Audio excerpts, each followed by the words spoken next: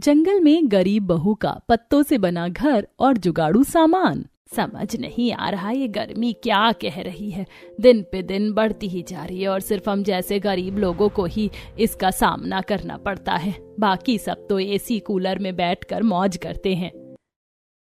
सही कह रही हो माँ, आज गर्मी और दिनों से भी ज्यादा है। मेरा तो पसीना ही नहीं रुक रहा। अरे थोड़ा बर्दाश्त करना सीखो, सारा दिन गर्मी गर्मी करती रहती हो। बहू को देखो जरा, इस तपती गर्मी में वो हम सबके लिए चूल्हे पर खाना बनाती है।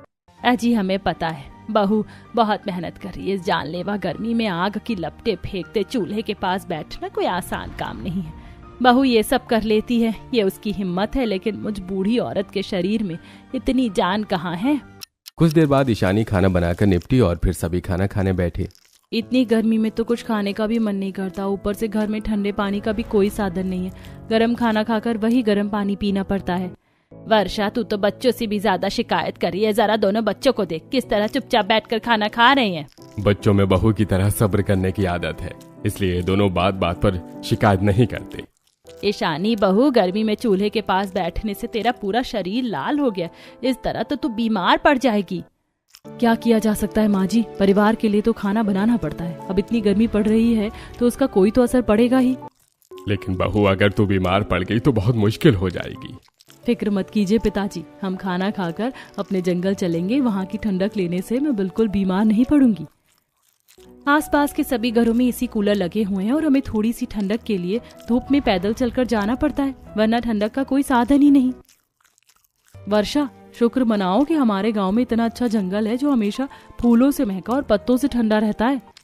इसे तो सिर्फ शिकायत करने की आदत हो गई। सुन वर्षा, हम सब जंगल जा रहे। अगर तुझे एसी कूलर की हवा खानी है तो तू किसी पड़ोसन के घर चली जा, वहाँ दोनों चीजों की सुविधा है। अरे तुम सब गर्मी की वजह से चिड़चिड़े हो गए हो, लड़े बिना तुम्हारी आत्मा को शांति नहीं मिलती। अमरिंद के कहने पर सभी चुप हो गए। खाना खाकर सभी धूप से बचने के लिए एक तिरपाल को अपने सिर पर पकड़कर जंगल की तरफ निकले। वहीं कुछ पड़ोसी जो उनसे बहुत जला करते थे, वो अपनी खिड़कियों से उन्हें देखते हुए उनकी बुराई कर रहे थे। फिर निकला जंगली परिवार जंगल की तरह। अरे इन लोगों से ये नहीं होता कि काम करके कुछ पैसे कमाकर घर में कुछ सुविधा का सामान लिया। इन्हें तो आदिवासी बनना ही मंजूर है। माँ जी, आप इन पर अपना समय क्यों बर्बाद करिए। देखिए कितना तेज गर्म हवा चल रही है। खिड़की बंद कीजिए और आकर एसी की ठंडक में बैठिए, नहीं तो बीमार पड़ जाएंगी। कोमल की बहू रितिका उसको अंदर लेकर गई। वहाँ लता का गरीब परिवार भी जंगल में पहुंचा। वो जंगल बड़ा ही सुंदर था। गांव के लोग उसमें अक्सर समय बिताने आया करते। उसमें तरह तरह के फूल और पेड़ों की तरह तरह के पत्ते आ रहे और साथ ही एक छोटी नदी भी बह रही थी, जो कि उस जंगल की सुंदरता में चार चांद लगाया करते। कितना भी देख लो, इस जंगल की सुंदरता से तो मन ही नहीं भरता। और यहाँ की ठंडक में इतना सुकून है जो किसी एसी या कूलर की भी ठंडक में नहीं। और ये जंगल हमेशा ही फूलों की खुशबू से महकता रहता है। काश ये जंगल ही हमारा घर होता तो हमें ये तपती गर्मी और लोगों की बातें ना झेलनी पड़ती। इसी तरह पूरे परिवार ने जंगल में समय बिताया और शाम को घर वापस लौट आए, जहाँ अभी भी पहले जैसी ही गर्मी थी। लो आ गए हम फिर से अपने जहन्नुम में। मेरा तो मन कर रहा है कि मैं अपना बिस्तर लेकर जंगल में ही चली जाऊं। वहाँ मुझे कम से कम नींद तो अच्छी आएगी। और ये 2 बलान का पंखा सिर्फ आवाज करता है, इससे कोई ठंडी हवा नहीं आती।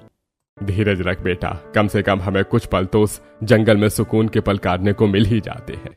इतनी सभी बातें कर रहे थे। ईशानी सभी के लिए खाना लेने गई, लेकिन उसने देखा कि दोपहर का खाना गर्मी की वजह से खराब हो चुका था। इस गर्मी की वजह से तो दिक्कतें बढ़ती ही जा रही है। सात्विक जी आते ही होंगे, अब मुझे दोबारा खाना बनाना पड़ेगा।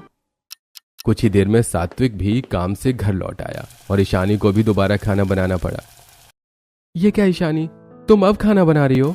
सात्विक जी, मैंने दोपहर जो खाना बनाया था वो गर्मी से खराब हो गया, इसीलिए अब मुझे दोबारा खाना बनाना पड़ा। इस गर्मी की वजह से घर का सारा संतुलन बिगड़ा है और आज आने में थोड़ी देर क्या हो गई तो बर्फ भी हाथ नहीं लग पाई। पापा बर्फ लेकर आए हो ना, मुझे ठंडा पानी पीना है। मुझे तो ठंडी ठंडी बर्फ ही खानी है। सोनू मोनू बेटा इधर आओ, आज पापा को बर्फ नहीं मिल पाई, वो तुम्हारे लिए कल बर्फ ले आएंगे। लेकिन सोनू और मोना सुबह से बर्फ का इंतजार कर रहे थे, इसलिए उन्होंने बर्फ को लेकर जिद करना शुरू कर दिया। ये बच्चे तो मान ही नहीं रहे, मैं पड़ोस में से बर्फ पूछ कर आती हूँ। बहू, तू तो जानती है कि हमारी पड़ोस कैसी है। मैं नहीं चाहती कि ये तुझे बर्फ के ऊपर भी नाम धरे। लता ने ईशानी को बर्फ लाने से रोक दिया। वहीं वर्षा ने किसी तरह दोनों बच्चों को खेल में लगाया और फिर सब खाना खाकर सोने को लेट गई। ऐसी तपती जमीन पर तो बिल्कुल भी नींद नहीं आने वाली। जमीन बिल्कुल तवे की तरह तप रही है और हमें इस पर ही चटाई बिछाकर लेटना पड़ रहा है। हे भगवान, बहुत गर्मी का कहर झेल लिया, अब तो थोड़ी ठंडक कर दो। अपने परिवार को इस तरह से बेबस होता देखकर सात्विक को अपने ऊपर शर्मिंदगी महसूस हो रही थी। माँ मेरी कमर पर सुई चुभ रही है, मेरी कमर बहुत दुख रही है। बच्चों के ऐसा बोलने पर ईशानी ने उनकी कमर खोलकर देखी। दोनों बच्चों की कमर पर घमौरियां हक कर रही थीं, जिसे देखकर सभी परिवार वाले काफी परेशान हो गए। हम बड़े हैं इसलिए हमारा शरीर फिर भी गर्मी झेल जाता है, लेकिन इस गर्मी की वजह से बच्चे घमौरी की चपेट में आ गए हैं। पूरा परिवार सारा दिन इसी तरह परेशान रहा और अगले दिन सभी ने जंगल जाने का सोचा। सभी ने जरूरत का सामान लिया और जंगल की तरफ को निकल गए। आज हम सारा समय जंगल में ही गुजारेंगे, कम से कम वहाँ हमें गर्मी से तो निजात मिलेगी। और मैं सोना और मोनू की घमौरियों पर भी नीम के पत्तों का लेप पीस कर लगा दूंगी, इससे इनकी घमौरियां भी ठीक हो जाएंगी। सभी कड़ी धूप में चलकर जंगल में पहुंचे और वहां उन्हें कुसुम और कोमल का पूरा परिवार मिला, जो आराम से कुर्सियों पर बैठकर चाय पी रहा था। ये देखो, आ गए आदिवासी लोग अपना ताम तबेला लेकर इस जंगल में। घर में तो कुछ है नहीं तो मुंह उठाकर सिर्फ जंगल में ही चले आते हैं। ये जंगल तुम्हारा नहीं है, इसलिए बेकार की बातें करना बंद करो। तो ये जंगल तुम्हारा है क्या? अगर ऐसा है तो जंगलियों की तरह यहीं रहने लगो, कम से कम हमारे मोहल्ले से तो तुम्हारी गरीबी लाचारी का किस्सा खत्म होगा। कुसुम और कोमल, जब तुम दोनों के घरों में एसी कूलर है तो फिर यहाँ जंगल में क्यों आकर बैठ गई हो? हम यहाँ ठंडक खाने नहीं बल्कि कुछ सुकून का समय बिताने आए हैं, लेकिन तुम बेशर्म लोगों ने यहाँ आकर हमारे सुकून को भंग कर दिया। माँ जी, इन आदिवासियों पर गुस्सा करके समय बर्बाद करने से अच्छा है हम अपने घर जाकर आराम से एसी कूलर की हवा में बैठ जाते हैं। इसके बाद रितिका, कोमल और कुसुम तीनों मुंह बनाकर वहां से चली गई। अरे ये लोग तो हमें न यहाँ और न ही वहाँ कहीं भी चैन नहीं लेने दे सकते। अब वो लोग यहाँ से चले गए हैं तो हम शांति से यहाँ पर समय बिता सकते हैं। इसके बाद ईशानी ने वहीं पर लकड़ियां जलाकर खाना बनाया और सभी ने जंगल के बीच बैठकर खाना खाया। काश ये जंगल सच में हमारा घर होता, यहाँ कितना सुकून है और कोई परेशान करने वाला भी नहीं।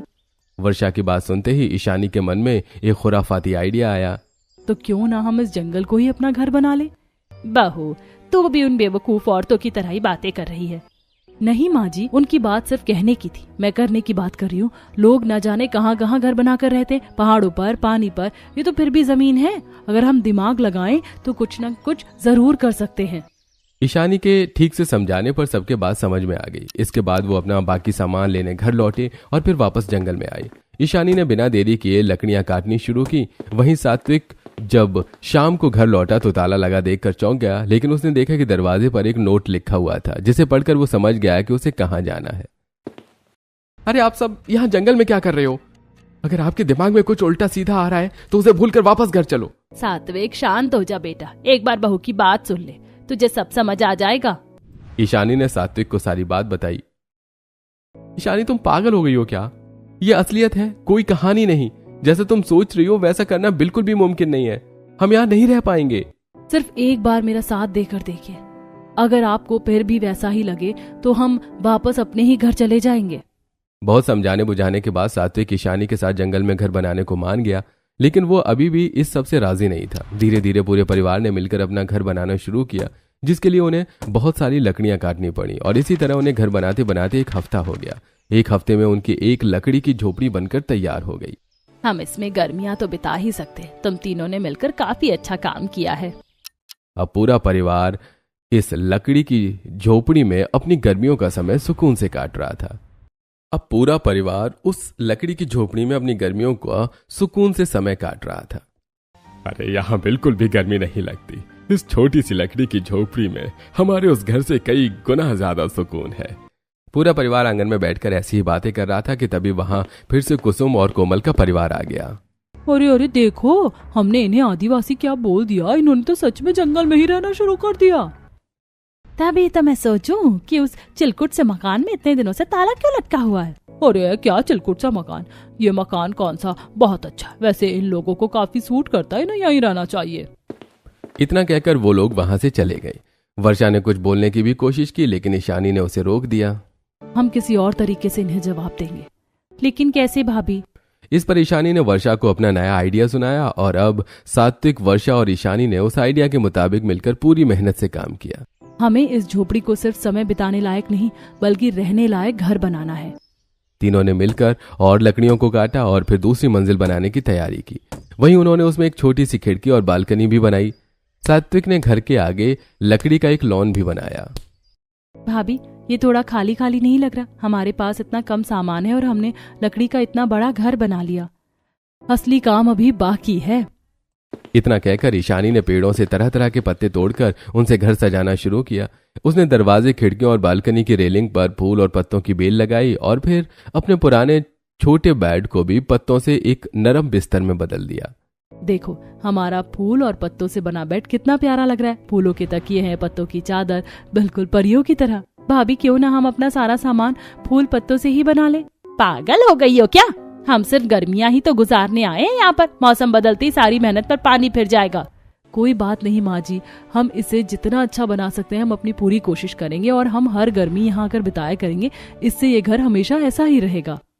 इस पर लता भी राजी हो गई। अब वर्षा और ईशानी ने मिट्टी के बर्तन बनाए जिन पर उन्होंने फूल और पत्तों से डिजाइनिंग की। साथ ही लकड़ी से अलमारी, कुर्सी, काउंटर और भी कई चीजें बनाकर तैयार की जिनको भी उन्होंने पत्तों और फूलों से सजाया। ईशानी ने लकड़ी के बने लॉन में फूलों से सजाया सोफा और टेबल रखा। वहीं चारों तरफ लॉन की लकड़ी की रेलिंग, बाउंड्री पर भी फूल पत्तों का डिजाइन दिया। अरे इतनी मेहनत मत कर बहू, कुछ ही दिन में ये सब खराब हो जाएगा और हमें इसे छोड़कर जाना पड़ेगा। पिताजी, खराब होंगे तो सिर्फ फूल और पत्ते, लकड़ी नहीं। और मैंने किसी भी फूल की बेल को जड़ से नहीं निकाला, इसीलिए इतनी जल्दी खराब नहीं होंगे। समझ लीजिए कि हमारे घर के पास हमने बगीचा बना लिया है। इसी तरह काफी दिन बीत गए।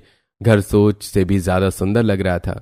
वहीं ईशानी ने सात्विक की मदद लेकर जमीन में एक गड्ढा किया जिसमें भी उन्होंने लकड़ी लगाई और फिर उसको खुदाई करके नदी से जोड़ दिया, जिससे वो एक छोटा सा स्विमिंग पूल बनकर तैयार हो गया। ईशानी, आखिर क्या जरूरत है ये सब करने की? हम यहाँ इस सब के बिना भी तो सुकून से गर्मियां बिता सकते थे ना। तुम तो सारा समय यही सब करने में बर्बाद कर रही हो। मेरे लिए भी 2 गुना काम बढ़ गया है।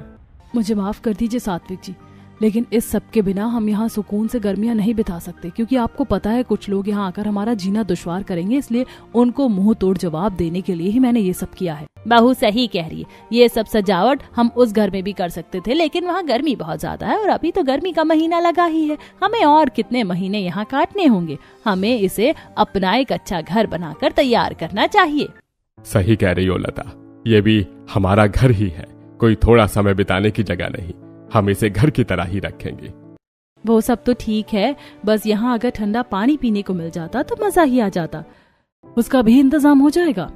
ईशानी ने इतना कहकर बची हुई लकड़ी से एक फ्रिज का स्ट्रक्चर बनाकर तैयार किया। सात्विक जी, बस अब मुझे इसके लिए थोड़ी सी फोम और बर्फ चाहिए होगी।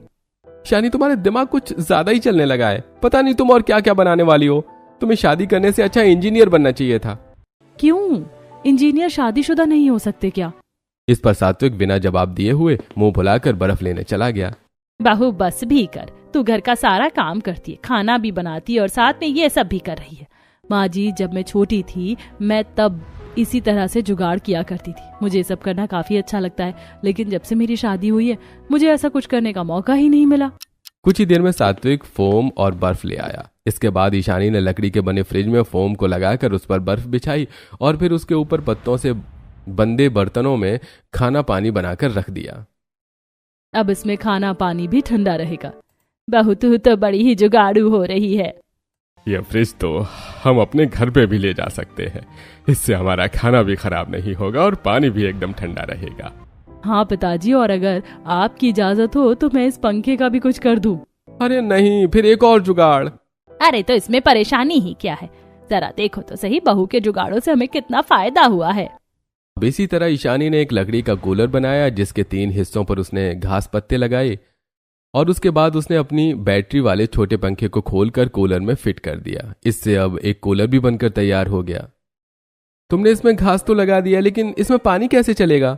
सात्विक जी, अब ये कोई इलेक्ट्रिक कूलर तो है नहीं, इसीलिए हमें इसकी घास को गीला करते रहना होगा।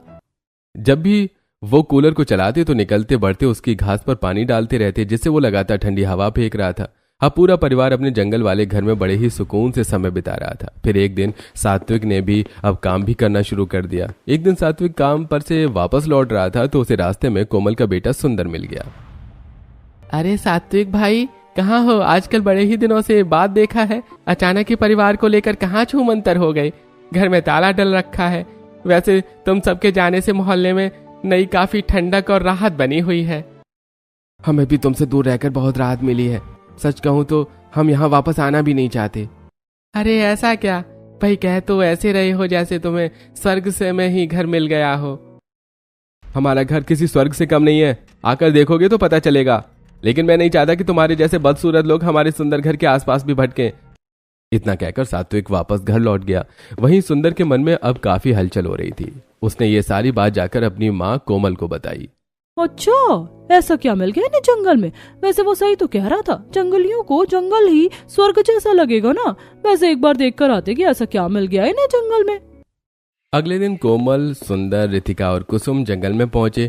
उन्हें लगा था कि वो वही लकड़ी की झोपड़ी बनी देखेंगे, लेकिन जब उन्होंने लकड़ी का बना पूरा घर देखा जिस पर फूल और पत्तों की सजावट थी, उसे देखकर उन्हें अपने पक्के मकान भी उसके आगे फीके लगने लगे। ये कैसे? अभी कुछ दिन पहले तो ये सिर्फ एक झोपड़ी थी, लेकिन अब तो ये पूरे लकड़ी के आलीशान मकान में बदल चुका है। लता ने सभी को घर के बाहर खड़ा देख उन्हें अंदर बुलाया। अरे आइए कोमल और कुसुम जी, हमारे हरे भरे पत्ते और फूलों से महकते हुए घर में आपका स्वागत है। आइए, हमारी मखमली फूल पत्तों से बने सोफे पर बैठकर देखिए, अपने नर्म बिस्तर भूल जाएंगी। इस पर कोमल के परिवार को काफी बेइज्जती महसूस हुई। वहीं बच्चों ने भी आकर उनकी बेइज्जती में चार चांद लगा दिए। कोमल आंटी, हमारे घर में स्विमिंग पूल भी है, आप चाहो तो इसमें नहा सकती हो। नहीं सुना दीदी, कोमल आंटी बहुत मोटी है, ये हमारे स्विमिंग पूल को तोड़ देंगी। और वैसे मम्मा ने वो स्विमिंग पूल सिर्फ हमारे लिए बनाया है। हाँ बच्चों, मम्मा ने ये सब सिर्फ तुम्हारे लिए ही बनाया। ये लकड़ी का घर, बेड, कुर्सी, टेबल, फ्रिज, कूलर और साथ ही मेहमानों के लिए नर्म सोफा भी। बहू, जरा कोमल जी के लिए ठंडा पानी तो लेकर आ। ईशानी एक पत्तों से बनी ट्रे में फूल पत्तों से सजे सुंदर गिलासों में ठंडा पानी लेकर आई, सोफा के आगे टेबल पर रख दिया। अरे आप अभी खड़े क्यों हैं? हमारे नर्म सोफे पर आकर बैठ कर देखिए। ये सिर्फ नर्म ही नहीं बल्कि काफी ठंडा भी है। इससे आपका पिछवाड़ा भी एकदम ठंडा हो जाएगा। बिल्कुल इन ठंडे पानी के ग्लासों की तरह। कोमल के परिवार को अब और अपनी बेइज्जती बर्दाश्त नहीं हो रही थी। वहीं कैंची जैसी जुबान वाली रितिका और कुसुम भी मुंह सिले हुए खड़ी हुई थी। अपनी और बेइज्जती न करवाने की वजह से वो चुपचाप वहां से निकल गई। बड़ा मजा आया, आज तो इन सब की बोलती ही बंद होगी। और ये सब सिर्फ भाभी की वजह से हो पाया है। सात्विक ने भी अब इसी तरह लकड़ी का सामान बेचना शुरू कर दिया। वहीं ईशानी ने अपने फूल पत्तों से सजे बर्तन बेचे। मौसम बदलने पर सारे फूल पत्ते सूख गए। उसके बाद भी वो सभी जंगल से वापस घर लौट आए। काम अच्छा चलने पर अब उन्होंने अपने उसी घर को बड़ा बना लिया और हर गर्मी पूरा परिवार अपने जंगल वाले घर में समय बिताने जाया करता।